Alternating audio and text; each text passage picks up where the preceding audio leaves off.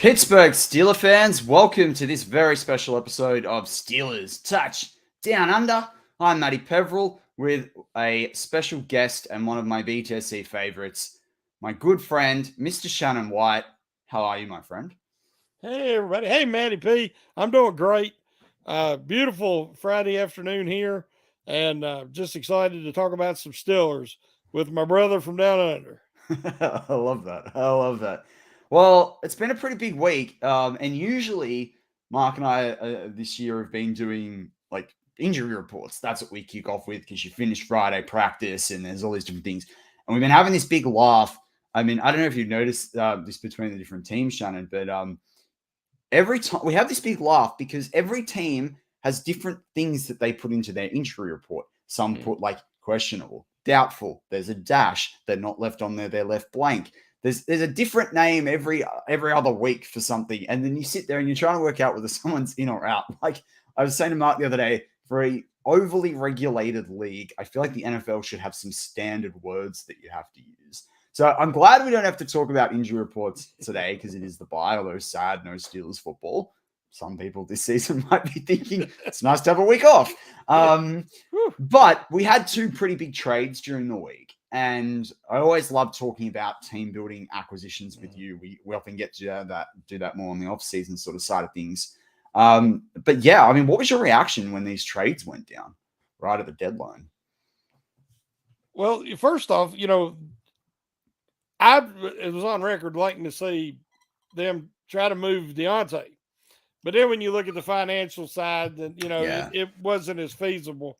But I just thought, I'm afraid that his value might decrease if he doesn't get a high volume of targets, which I think if the offense progresses like we hope it will, you're going to see Pickens and Freiermuth, start to pick up. And I'm thinking Sims could be effective as well in the slot.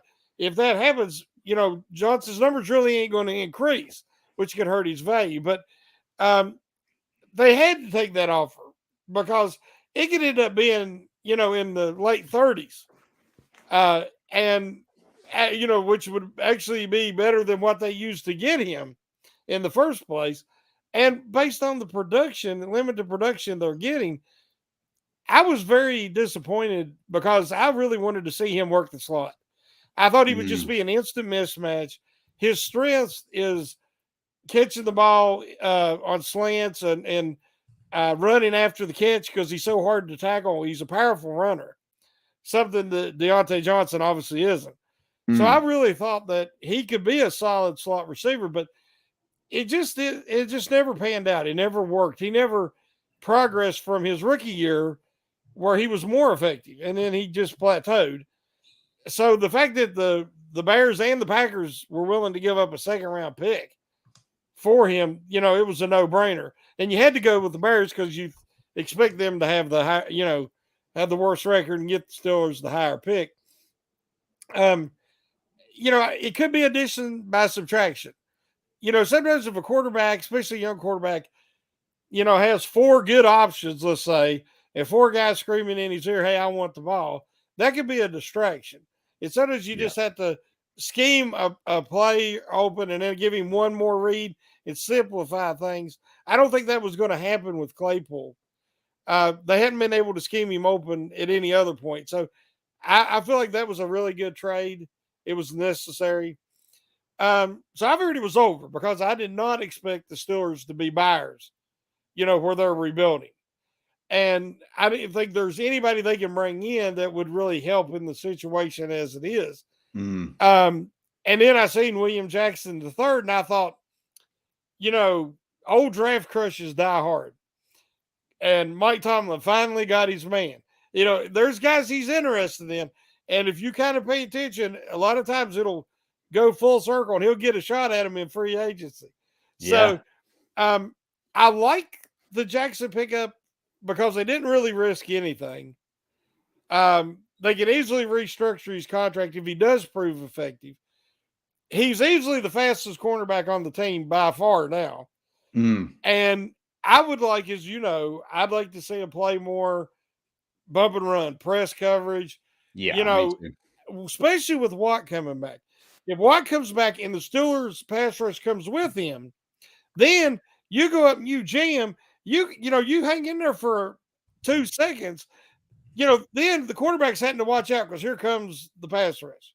Exactly. And there won't be a takedown wide open. Right now, there's always somebody wide open, especially in the middle of the field. And so I understand it's really not a gamble. I hope they start looking for guys more like Jackson that have the athleticism and the speed to shadow guys, in tight man coverage. Somebody said that the Steelers played the 5th most man coverage in the NFL thus far this year. I said, that's crazy. As GB said, they play pattern coverage. Man, Yeah, I would. Yeah, I don't think staying 5 yards off of a guy, letting him get a run at you, and then trying to match up with him. I don't call that man coverage. To me, press, jam, shadow, that's man coverage. Steelers don't do that. Well, I mean, if I remember back to when I played basketball, like when I was at school, right? Yeah. If I was like a meter, what do you guys call it? If I was 3 yards off of a bloke, that certainly wasn't man coverage. That's right. That's not so, coverage. That's coach, my Slavic coach, would have absolutely had me for breakfast, mate. Like that is not man coverage. No.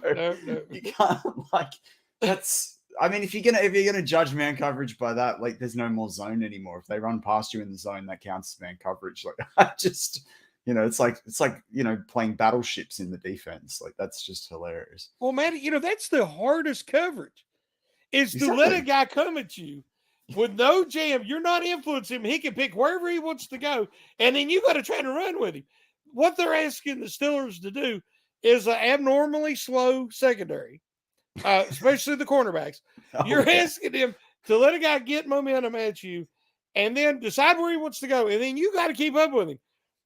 You take a guy like Pierre who doesn't have, none of the Steelers cornerbacks have top speed. Now, Jackson runs a 4.37. He probably still can run a 4.4. So he has some speed he can match. You don't lose that. And especially at 30. I mean, at 30, like it's. And I think that he might can match up. But the other guys, but if you're good at jamming at the line and you can be physical, you look at Richard Sherman or any of these guys who didn't run a blaze of 40, but they were really good man cover guys because they had length and they throw Revis. Exactly. And so what the Steelers is doing is playing to failure in their coverages. Yeah, and I'll dial back to the Claypool side of things. I agree with you. That trade was excellent. Mm-hmm. I look at what that second round pick will get us. I mean, there's just so many players. I mean, even we can talk about particularly cornerbacks that were taken later in this year's draft, like a Tariq Woolen that, have really showed up. It shows where there's the value, right? And I did a show back in the offseason that talked about how the top teams in the NFL are building through the draft, not in the first round. They're building it through the second and the third round. And there's quite a consensus out there this year that the upcoming crop of players in the draft, there's like 10 or 12 bona fide actual first round guys. And the rest, there's probably 50 guys that'll fill between middle of the first round and end of the second. So that pick could prove out to be incredibly valuable, as you say. The other thing about Claypool, I went back and looked at the Draft Network's profile on a review of the Steelers draft in 2020. And they said, you can't criticize the Steelers for drafting a wide receiver, but they said, this is one of the picks that we just feel like will be a mulligan. And I remember when Claypool came out, everyone talked about him. Is he a tight end? Is he a wide receiver? The more I saw of him, the more I thought he was a tight end that you flex out, more of like a Kyle Pitts style thing. And the more tape I watched after I got hyped about him after they drafted him, like we all do as Steelers fans, I sat there and I was like, he doesn't run routes.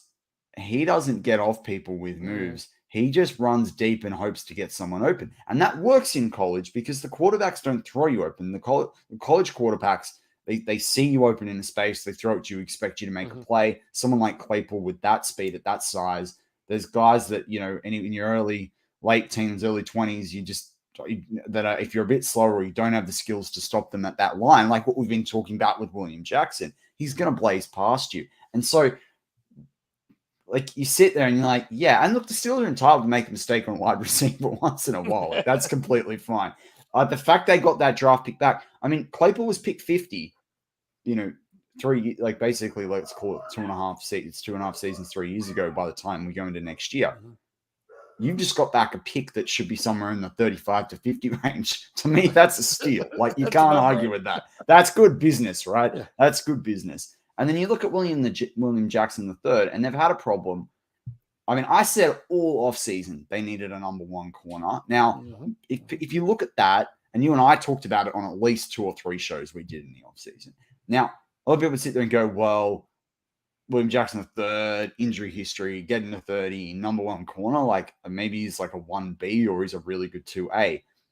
But you think about the depth in that room now, even if I credit your guy and James Pierre, like you've got like Jackson, Wallace, Sutton when he's healthy, right?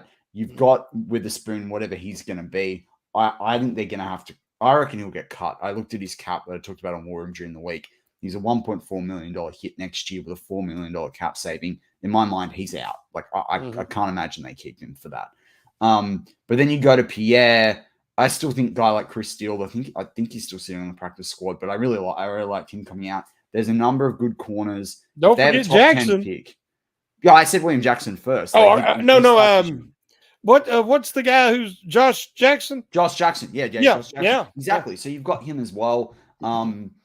There's a number of top corners coming out. If you've got a top 10 pick, I think we're too early to get into that sort of stuff. But you and I are going to talk about the schedule, in a few moments. But if you've got a top 10 pick, there's 2 really good cornerbacks that are going to be around that part in the draft. So in my mind, this is really good. And as you say, the financial imposition of his 3-year, $41 million deal is not on the Steelers, moving forward. They can play with that. So I think that's really exciting, particularly when I think Terrell Edmonds has proved that he's worth re-signing. So suddenly there's a bit more confidence in the secondary. And as you say, that is vital when we think about the pass rush. We think about how the Steelers can put pressure on. But we are 8 games through the 17-game season. And I do want to talk about the record. But before we get there, I thought it'd be great to hear, because we haven't been able to do a show together for whatever reason, since the season started. I'd love to know what you're thinking about the offense in general. And there's a lot of this Fire Canada stuff. There is a very clear, like Ben's past it or Ben's not. There's a very clear Kenny Pickett's going to be the guy who needs time to develop. And there's people like Kenny's the worst quarterback ever. So I'd love to understand like what your feelings are about this offense. And then we'll do the same thing about the defense. But yeah, I'd love to have a little chat around on the offense. It's been so frustrating. I don't want to put everything on Matt Canada's system, but you have multiple quarterbacks. Yeah. They have multiple quarterbacks that's tried to run it, and the results speak for themselves. Until Roethlisberger would take over a game and start, basically calling his own plays, they just struggle. They're ineffective. They're like the worst offense in the league. You said, and everybody keeps talking about it. It looks like there's 10 to 12 plays. They keep rotating. And last year it was, well, they don't have the guys that fit his system. And I said, well, Tomlin, quarterback mobility. We kept hearing the same stuff. So they got all that now. And it's the same thing. It's the same inept product. But you start looking back and you go back 2 to 3 years. And you see what's happened is that they've let the foundation of the team crumble. Correct. And that is the offensive and defensive lines. Thank you. Yep. And when you watch or the Bills or, all these teams that are true contenders, and then you look at the Steelers, it is no comparison. They've tried to patch holes they felt like they had in the roster, thinking because they refused to acknowledge a rebuild, and they're like, we're close. So we're going to patch holes here. We're going to get an extra skill position guy over here and a skill position guy over there. But if you don't have the foundation, your quarterback doesn't have a running game to lean on. He doesn't have pass protection to give you time to utilize the skill position weapons. They've skipped steps in the process, and now they've bottomed out. Now it's full rebuild mode. There is no, and people was like, well, they might can still compete for the playoffs this year. And I'm like, why?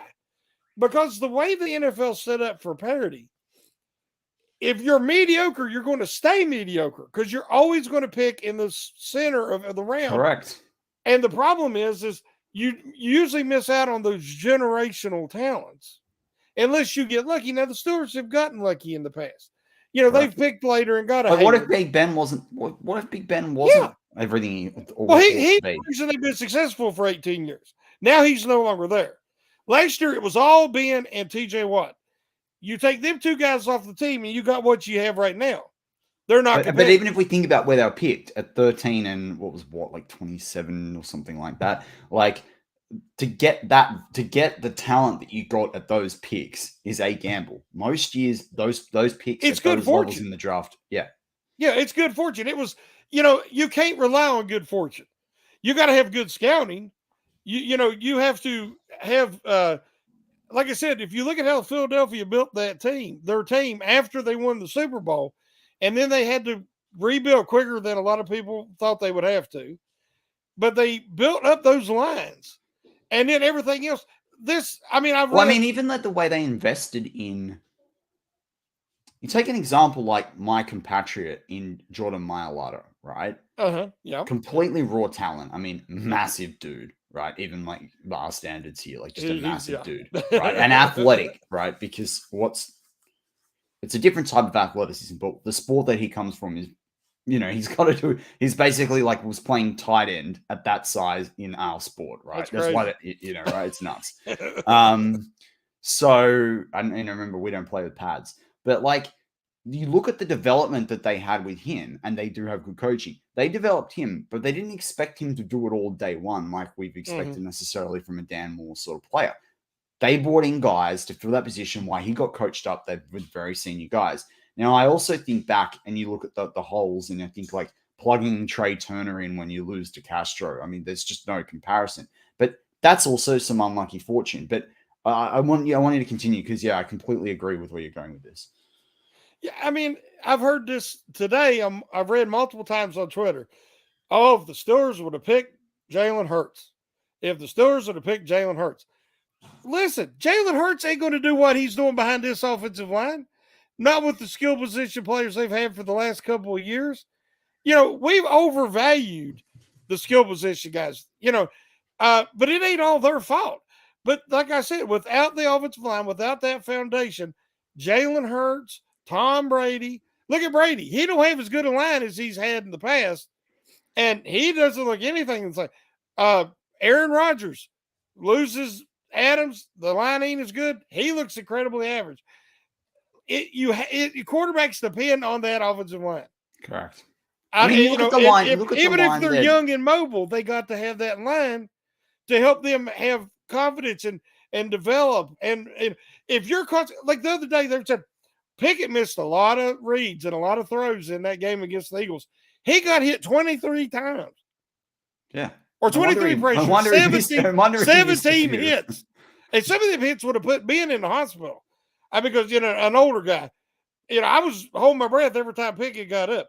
What I'm saying is you get bad habits when you miss reads, when you're worried about getting clobbered every time you drop back. Now, he's played 4 games against 4 of the top defenses in the NFL. Let's kind of take a step back and see how the second half is. Yeah, and that's it. Like, and I think Kenny is someone that I think, a lot of the top quarterbacks are anyway mentally, I would call them mentally robust. But I think for him, if you look at his journey, and the thing that I always say to people, and that a lot of people don't know, because I've only ever heard it verbally on a podcast, is that Kenny Pickett so he obviously came out last year after the 2021 season, but after the 2020 season, he got invited to the Reese's Senior Bowl, right? And they said to him, they brought him out and he said to Jim Nagy.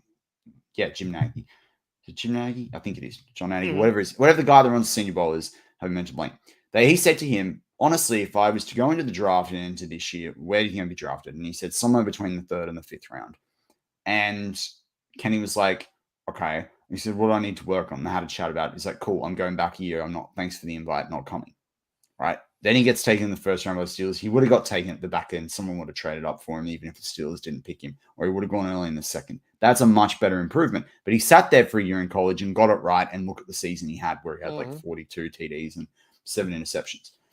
But going back to the line, on the offensive side, I completely agree with you. I mean, how many drafts have we all sat there and said, we need to invest in this player, we need to invest in this player? Like, even the Najee thing, right? Invest in the line before we invest in the running back. Yep. Now, I wasn't for the Najee pick. I was like, trade back a couple spots, get Javonte Williams. Fine. It doesn't mean that I'm any better than the. Yeah, exactly. Although he's killed me this year in fantasy with that injury. Me too. Oh my god! I way overinvested there. That was some inept investing. But you look at what people are setting up, and the problem as well with this, and it's outside the Matt Canada's offense, which I actually think is a myth. I don't think it really exists. It's like the white stag in the forest, right? Like, I don't believe in that. But you had Claypool, who doesn't get any release and stutters around for a while until the defense sort of sits there and goes, I'm going to go chase someone else that looks like they're running downfield or whatever, right? Yeah. You've got, up until last year, you didn't have Pat Freiermuth, so tight end wasn't really like a challenge. You didn't have a running back that caught a lot of balls like you had with Lav Bell. Deontay has to do all this stuff to get past a guy because he's smaller, and that's not wrong, but that's just what it is. Mm-hmm. And they didn't have a guy like Pickens that could stretch the field, and everyone's talked about that, but and particularly KT Smith about not having that explosive vertical threat. But when you don't have an offensive line that doesn't allow, whether it's Ben or Pickett, more than 2.5 seconds to pass the ball, you got problems because you don't have anyone out there that's getting open within that 2.5 seconds. And that's why we've watched a stagnant offense. And so when you really need some yards or you feel like you need some get-go, you then try and run the ball with an O-line that's even worse at run blocking than they are at pass blocking. And so it's just this perpetual problem. And so, I completely back you up on this. And I think what I also said to Mark like last week, and I think we talked a lot about it off air in the previous few weeks, or it might have been the other way around, but like they got to simplify it. Like people talk about firing Matt Canada right now and not having multiple, all that, people say fire Matt Canada now, or, we don't want Kenny to have multiple offensive coordinators in such a short space of time. I'm like, if something's not working, I'm going to like get rid of it. But I just think it's too complicated, right? And that's a worry for me, because if it was too complicated with and yes, you can say some of that's to do with not having the players, but if Ben was drawing up plays in the dirt and could figure it out, that was fine, but it wasn't working with whatever Canada was scheming up. And then you're expecting a rookie in Kenny Pickett to go in against what in strength of schedule is going to be top teams, and you just talked about the top 4 defenses. You're setting him up for failure before we even talk about the offensive line allowing him to get hit. It's too hard. I mean, how many of us would get paid $7 million or whatever it is to get hit by those guys on that defense 23 times in a game? You wouldn't do it. There's not one person listening to this show that would do it. Not one person. It's like, yeah. And so I just sit there. I'm like, of course they're going to go backwards. We're lucky it's not worse. I don't even want to think what it would look like if it was worse. Last night the Houston Texans played the Eagles. Now the week prior, the Texans got beat and give up 40 yards passing to the Titans. Total 40 yards because Derrick Henry run them over, and Willis got the win. But they couldn't stop the running game at all. So I'm thinking, they're going to play the Eagles. I went in, took the 14-point spread. And, it shows that Lovie Smith had them guys. They had gotten embarrassed. They're on Thursday Night Football. They come out. They fought hard. Pierce, what a little running back he is, and what a game he had. I talked about him all draft process. But did you see their offensive line? I mean, the Eagles' defensive line dominated the Steelers. One time, he caught James Daniels, the first hit on Pickett, the first passing play of the game. That defensive lineman, I can't remember who it was, got underneath Daniels' pads and just rode him, carried him all the way back and threw him in Pickett's lap. And Pickett could have got hurt bad because he got hit from the backside too. Mm. That offensive line, there's a lot more money invested in the Texans' offensive line. The Steelers have the cheapest offensive line in football. Here's the Texans, who are a team with even worse record, who's supposed to be in line for the number 1 pick. You compare them two teams, they're not very different. I mean, they don't have a TJ Watt, but their secondary is young and they've got talent. Their offensive line has got, a lot of talent on the offensive line, a good mix of young guys and some veterans. Yep. They got money invested in it. David Mills looks like, I'm a fan of Davis Mills. Yeah, could they trade that pick to pick up additional while they're trying to rebuild and use him? They didn't have all the receivers last night. What I'm saying is they were competitive against the Eagles. There was no point in that football game that the Steelers were competitive. That whole fourth quarter was a Halloween party on the sidelines for that Eagles franchise. Kelsey had the Batman mask on, and they're yucking it up on the sidelines. That's the low point of the season for me. Yeah, exactly. I mean, I've been pulled up for liking Kendrick Green, but we're talking about a 3rd-round pick, so I mean, and he's not done yet. I supported Kendrick Green. I agreed with what the Steelers said they saw in him. So that's what I see saw the athleticism, clip, yeah. which is something that's a staple for the Steelers center. 100%. And the nasty. He had the nasty. Now, I didn't know that he had a bad learning curve. I didn't know that he had a bad attitude, didn't want to play center. He wanted to play guard.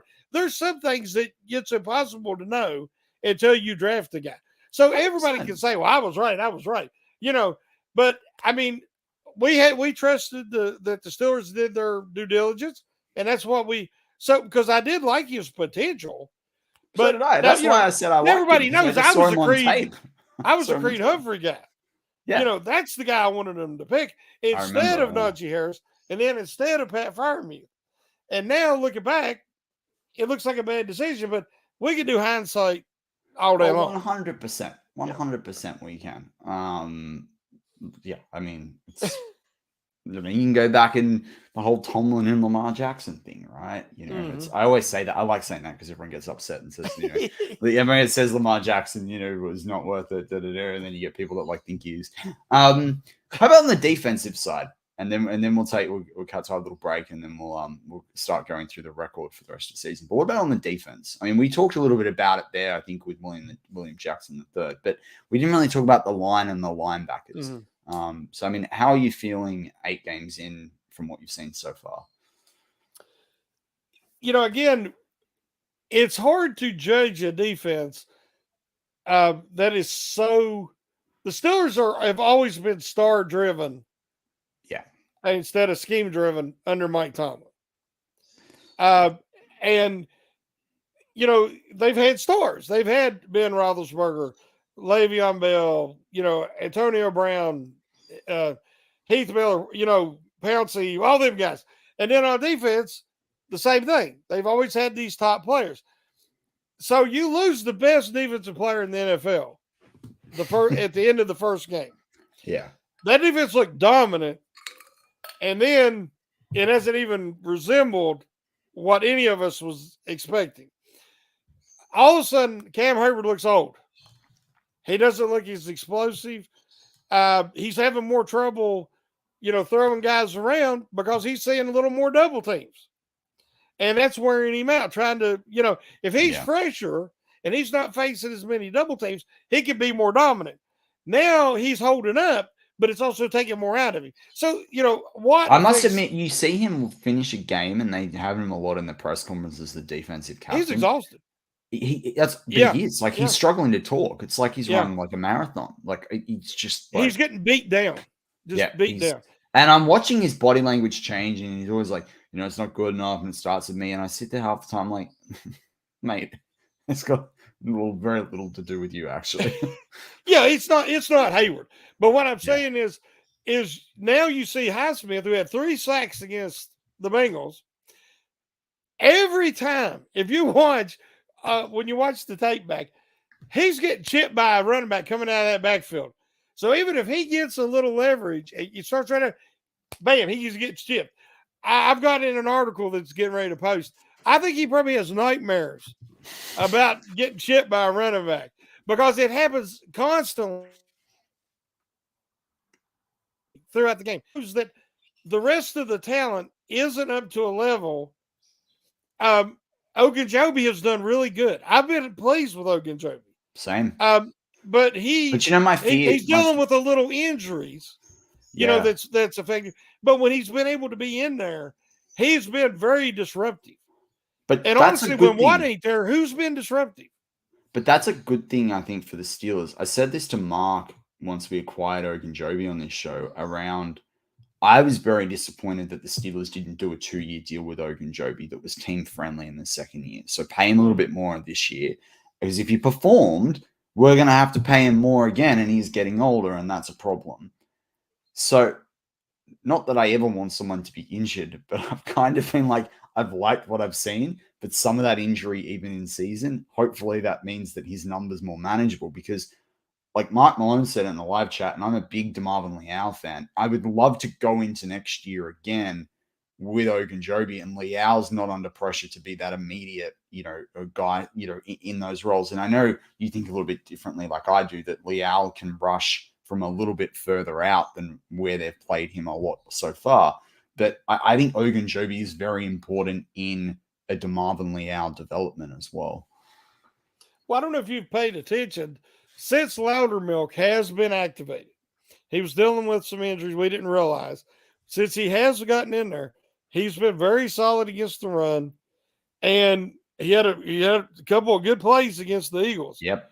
And he's also collapsed in the pocket a little bit. He'll never be a dominant pass rusher, but he's starting to get a little bit more of a bull rush, which if you have the guy like Watt on the outside and Highsmith, and they're going to generate the pressure. You just got to force them out of there. Don't let them step up.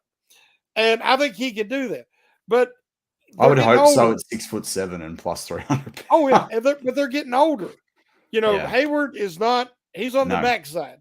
And then Lulu is, after the this has got to be it, right? Yeah, and the 35, he's done. He's trying, but you just see there's a difference. Yeah. And I've said before, I think Hayward's going to have to move inside like Lulu did to lengthen his effectiveness if he plans on being around long enough in this rebuild for the Steelers to contend again. That's why I said if he wanted to be traded to a contender, then I think the Steelers should honor that because you don't want to see him retire without getting a title. And I'm afraid that the way his career trajectory is going, he's not going to get it in Pittsburgh. I'll ask you a bit of a different question. I don't think we've got a choice right now with Watt being injured. I think you need that threat, to take that double team. But if he didn't want to be traded and he did what Ben said about whether Ben actually had interest from other teams, I don't know. But Ben said he didn't see himself in another team's jersey, even though he didn't want to retire, but the Steelers didn't want him back. Would you move Hayward in even further? Would you consider moving him into like that nose tackle position? Because I wonder whether that's a way to give him another year. Yeah, that's what I said. He's going to have to move inside like a Lulu did. Yeah. So Lulu was an end, and then he moved in a nose tackle, and he was very effective for 2 years. That's what I mean. That's why. Yeah, and he lengthened his career. I said that's what Hayward's going to have to do. Oh, right. Sorry. Yeah, Hayward's plenty strong. But that would help him if he loses a little quickness. Because where he can get in there and finish sacks and penetrate. Right, yeah. But I'm like you. I love Ogunjobi. I love the way he's so quick and powerful, and he's disruptor. He has quick penetration, tackles in the backfield. But the Steelers need more. So again, they're going to have to focus on that offensive line. They're going to have to focus on the defensive line, and then of course, we know they need a cornerback one. Whether it's free agency or a draft, and we have to trust them that they can pick one. And then, like I said, I think they need an upgrade in the interior linebacker, but we'll leave it at that. Well, and I think that's a good point, and then we'll chuck to a break. I think the other thing about cornerbacks is if you look over the last few years in drafts, I mean, I've listened to this a lot in different people that work in this draft side and move the sticks and all that sort of stuff in Daniel Jeremiah. You've got a lot of guys that would have usually come out and tried to play wide receiver that are playing cornerback, right? When they're coming up through high school football and going into college and what have you and getting converted. And you look at the last couple of years, and even going back to Claypool's year, like, when I looked at the review of that Claypool pick, they missed out on Trayvon Diggs, Christian Fulton. There was another pretty decent cornerback that they didn't pick that went in the next 12 picks. I mean, look, imagine if they'd had Trayvon Diggs and not had Claypool, and just from a production perspective. But I think picking a cornerback is a little bit easier. But then you think about one quick point. Yeah. Could the Steelers have developed him? Correct. Could they have used him correctly? Correct. See, that's my big concern, is even if they do hit a guy who could be a true number one, do they have the coaching and the teaching to develop that? And then will they use them correctly? Because, again, pattern man is nobody's going to be able to do that effectively. That's basically just a passive zone. But that's why I can't, and I struggle when I see that sort of stuff, because I look at Tomlin and his background, and I look at Austin, and now you've got Brian Flores in the mix, and it's like, but this is the other thing too. Like, do you think? I mean, look, I think Brian Flores should be going for another head coaching job, and I think that's what Mike Tomlin firmly believes. He says it all the way. Like, but if this defense can't beat some of their AFC North rivals, I do see a world where in the season they say, you know what, this isn't working with Austin. I do see that. Now, I know that puts the Steelers at risk down the track if Flores does get offered a job, but I do see a world where that happens. And everyone said to me, no, you just got made defensive coordinator, blah, blah, blah. But I do see a world where that happens. But going back to it, we talk about getting someone on that defensive line. Again, that's where that second round pick that we've now got from Claypool could be very, very helpful for us. So, but with that, we're going to take a break here and give a word from our sponsors. And on my back, Shannon and I will go through and predict the rest of the Steelers' record this season. And we're back after that break from our sponsors. So, Shannon, usually in the bye week with Mark, I love that Steelers mug that you just sipped out of. We usually go through the record and sort of look at where they were to date and where they might finish, and also how close were we. Well, I can tell you that it's very different from even when Mark and I had the Steelers. So certainly there's no point comparing to what we originally had because we're way off. But I guess we'll go game by game, and I'd love to get what your thoughts are on this as well. Obviously, so they come out of the bye. They're going to obviously play. We're going to play this week. Then we go again. We have the New Orleans Saints at home. How do you think that game is going to turn out for the Steelers? That's going to tell us so much, because Matt Canada in an interview was like, well, there's different coaches that focus on different parts of the offense and help with different game plays. And, he was stammering around, and I'm like, well, does that mean they took some of this play calling away from him, or who is doing it? We don't know.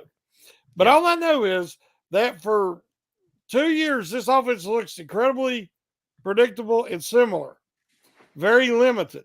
Now, they have the bye week. They had time to reevaluate. If there's nothing changes, that's the thing that drives all of us crazy. Different. There's a lot of talk about, I'll make the necessary changes, blah, blah, blah, blah. It's coach speak, because it comes out and it's exactly the same. And that count, I would just say, as someone that teaches people to speak in the media for a living, his handling of questions and his body language is awful. It's terrible. That'd be enough to dislike him and doubt him alone. Yeah, it's really bad. Yeah. But my concern is if you watched what New Orleans Saints defense did to the Raiders. Now, the Raiders got talent on offense, and they shut them out 24-0. They give Adams, they give him one catch, and basically just shut that offense down. They look really, really bad.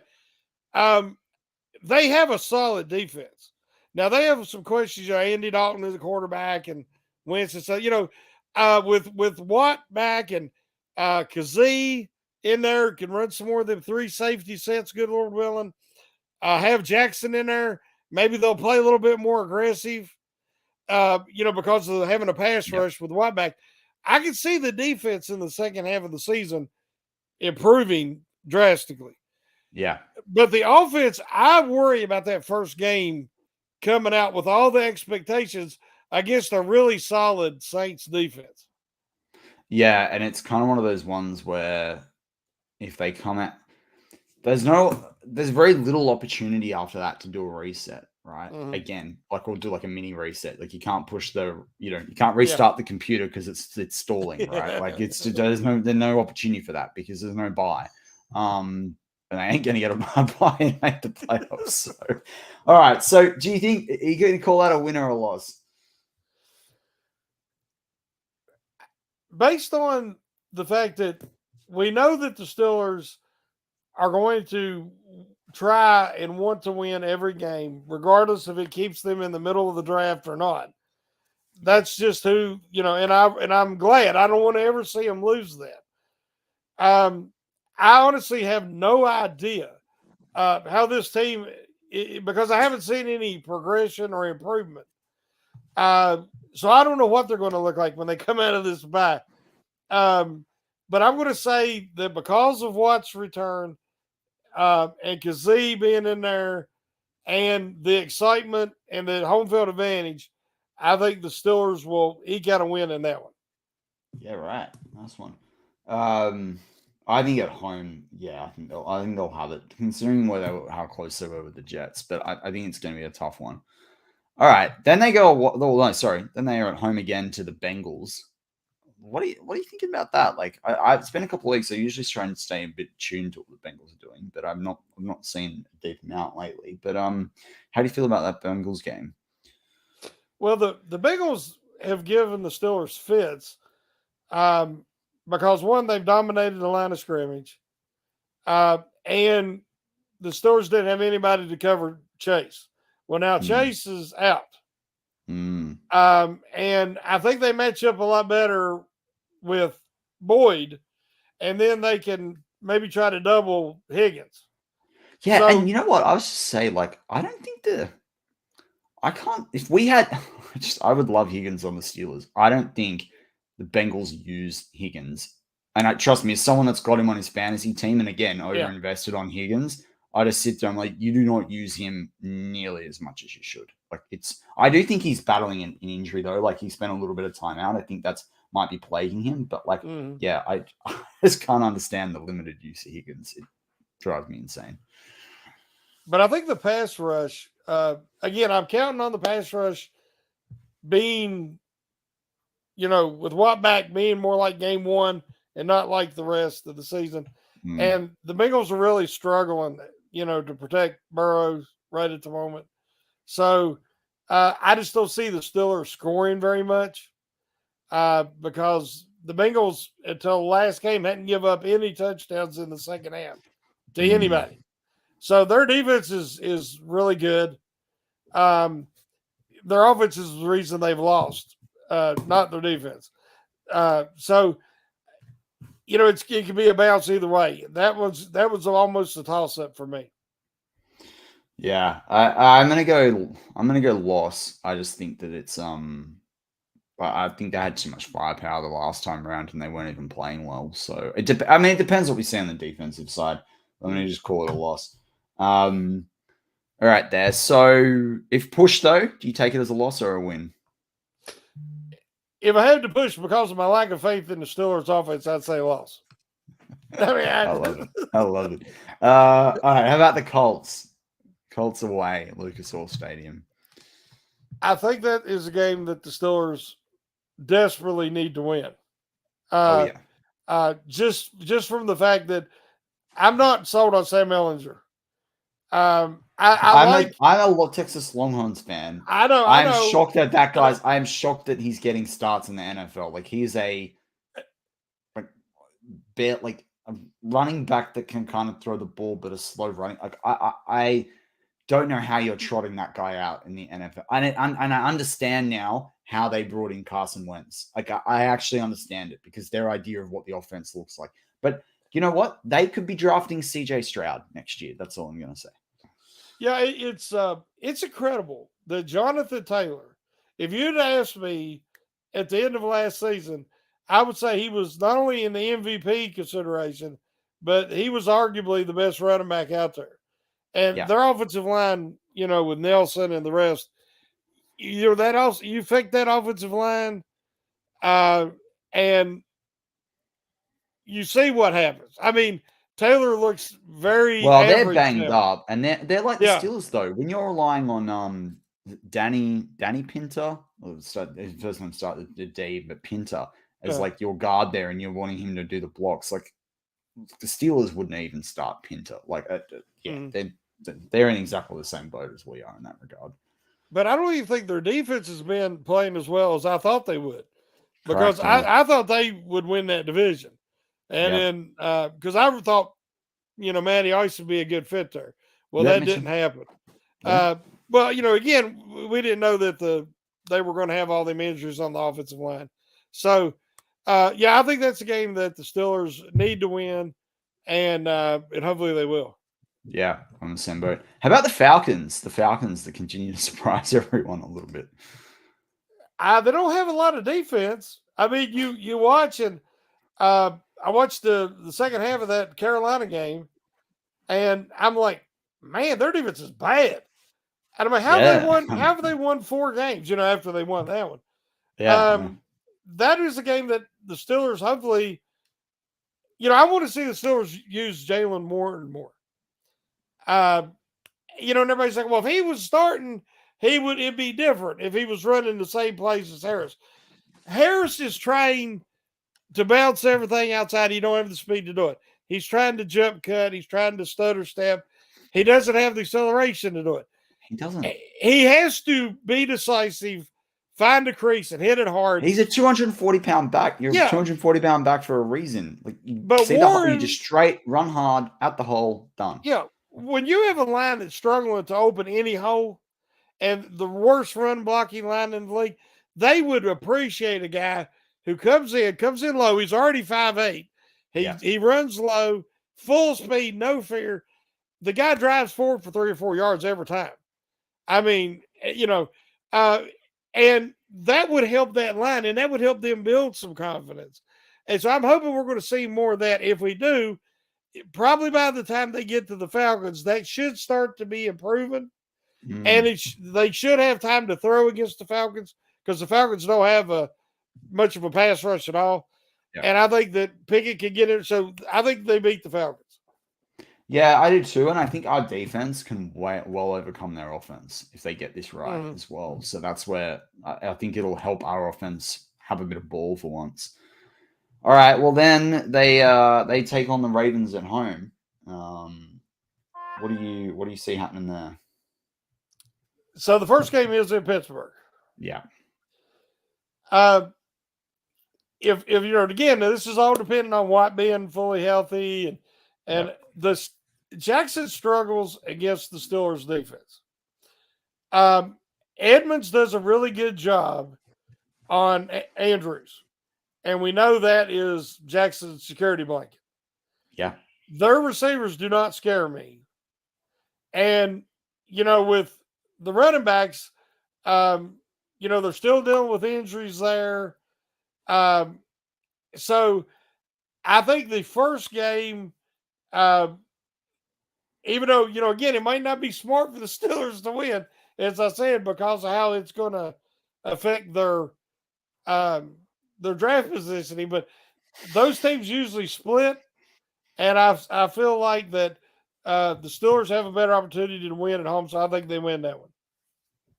Yeah, I'm going to back you as well, because I think they're less likely to win against the Ravens later in the season. So I'm going to back that. All right, Carolina Panthers.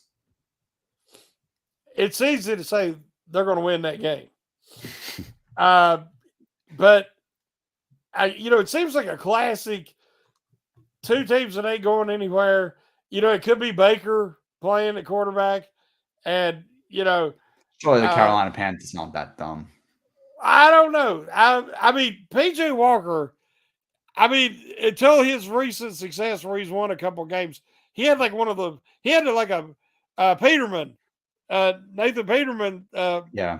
type record, and also statistically, he was way more interceptions than touchdowns, and I can't imagine he'll still be the quarterback. If he is, I definitely predict the Steelers' victory.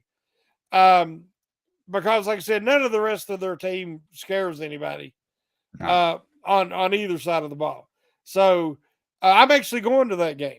Oh, nice one. Yeah. So I'm expected to see the Steelers win, inspired by having me and my presence there. I love it. Yeah, I call it a win, particularly if they do play Baker in my mind, because I think they know Baker, and I think he's got a lot less infrastructure around him than what he had in Cleveland. Oh, definitely. Then they've got the Raiders at home. Oh, the Immaculate Reception, 50-year. Yeah. Christmas. Yeah. That's here's the thing. The Raiders always give the Steelers fits. It just, like the Eagles. We knew I when they were going to play the Eagles in Philadelphia, I put loss. Because they can't win there. They can't score there. But they actually did this time. But the Raiders have always given the Steelers fit. If the Steelers are going to beat them, it's at home. Yeah. And there's going to be legends everywhere. Yeah. And I think you're going to see an inspired effort out of both teams, because I think the Raiders will be very inspired. Madden just passing away. This is going to be a big game. I mean, maybe not for the record wise or playoff position, but it's going to be an important game for both franchises. So I think it'll be a lot better game than people expect. But I think the Steelers can win that one. Yeah, me too. Particularly, as I said earlier in the season to Mark, I was like, this is the sort of game where if the Raiders, and it was when we were predicting the record during the bye week before the season started, I said, this is one where they could it'll either be really good because they're fighting for an AFC playoff spot and ranking, or one of the teams, more likely to be the Raiders, are going to be definitely out of it, and so the Steelers are going to get up. So, yeah, I'd call that. And that puts the Steelers at that point on a 3-game winning stretch before they then go to Baltimore away.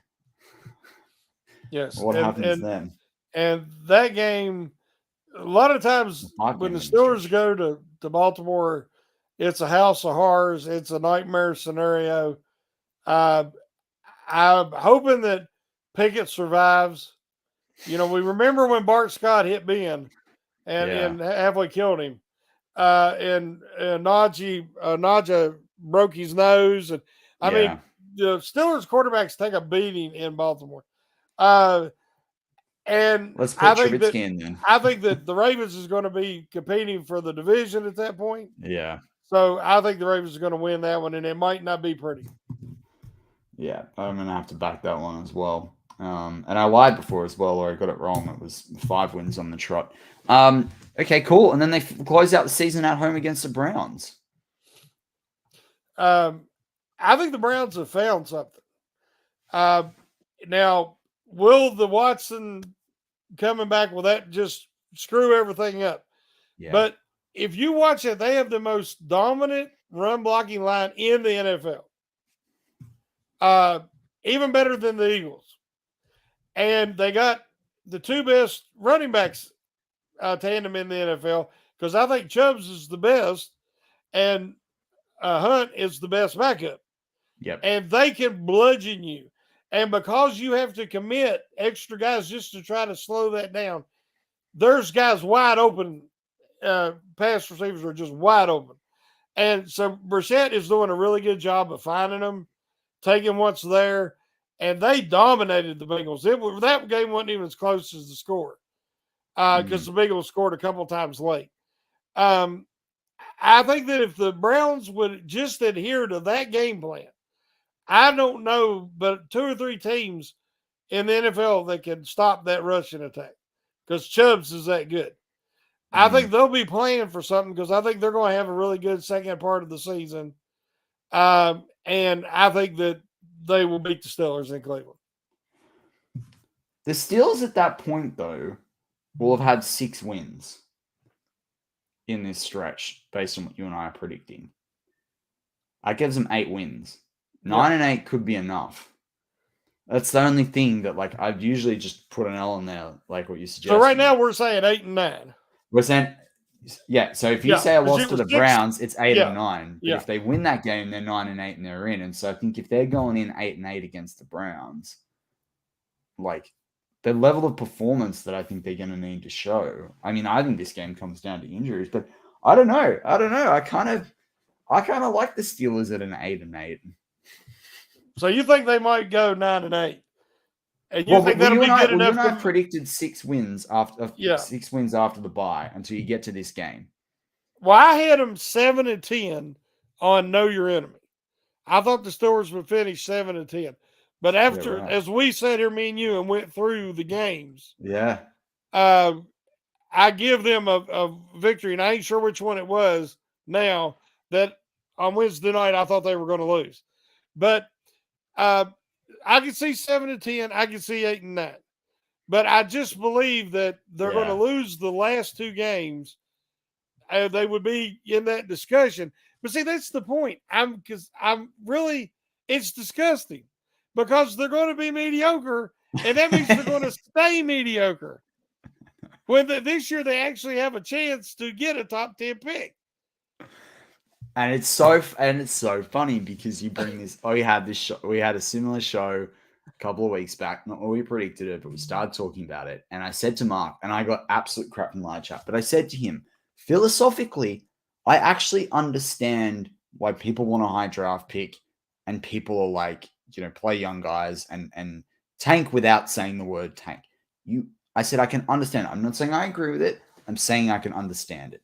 And so, like, and anyway, if anyone presses me on what I really think, it's like, even if they had a top 10 pick, if there's 3 or 4 guys I think that are worthy of that, and then after that, I trade back and just get more picks because this team just needs so much more talent. Like, that's how I believe. But it's so interesting of, like, whether you sit on that precipice of, like, if they win these games, how does it go? Because we're talking about a 5-game winning stretch in the middle of the season. But I think it highlights what this theme of this season's been about, where it's like the first half of the season has just been so difficult. And now you go into this second half stretch and we could finish by having a really different conversation. It's just so polarizing. I know the game that I changed from Wednesday. Yeah. I went with the Saints on Wednesday to win. Yeah. To beat the Steelers. And then I'm like, well, they got Andy Dalton, and he don't do good against Steelers. And I flipped there. But the rest of the games I feel pretty strongly about. But if the Steelers would get a top 8 pick even, and there's a quarterback error or a team really wanting somebody, and you could trade and get an extra pick. I seen a chart a while back. I always say I want the Steelers to have, if they could get 6 picks in the top 100.